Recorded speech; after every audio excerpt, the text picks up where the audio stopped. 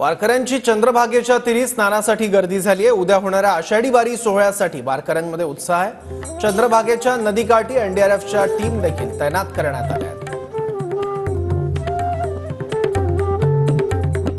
रामकृष्ण हरी विठ्ठलाचं दर्शन घेण्यासाठी लाखो वारकऱ्यांचा मेळावा हा आता पंढरपुरात दाखल झालेला आहे। माझ्या मागे आहे ती म्हणजे चंद्रभागा। या पवित्र चंद्रभागेत स्नान करण्यासाठी आता वारकऱ्यांनी गर्दी करायला सुरुवात केलेली आहे।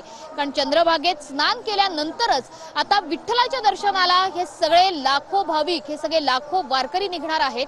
पवित्र चंद्रभागेत स्नान करून चंद्रभागेचं पाणी हे मस्तकाला लावून मगच विठुरायाच्या पायावर डोकं ठेवण्याची या वारकऱ्यांची भावना आहे। त्याच्यामुळे चंद्रभागेचा हा सगळा तीर अक्षरशः वारकऱ्यांनी फुलून गेलेला आहे।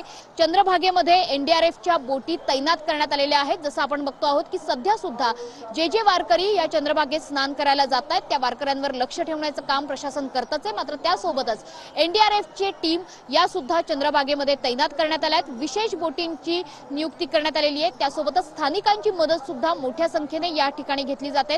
चंद्रभागेच्या तीरावर सुद्धा मोबाईल टॉयलेटची सुविधा निर्माण करून देण्यात आलेली आहे।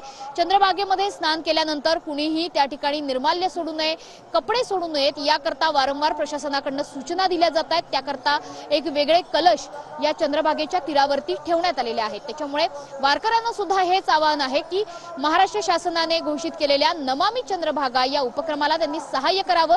इंद्रायणी ही प्रदूषण मुक्तीच्या दृष्टीने प्रशासनाने पावलं उचललेली आहेत। त्याच पद्धतीने नमामि चंद्रभागा हा विशेष उपक्रम आता पंढरपूरमध्ये प्रशासनाकडून राबवण्यात येतोय। कॅमेरामन अमित शिगवणसह मनोज पाठक, TV9 मराठी, पंढरपूर।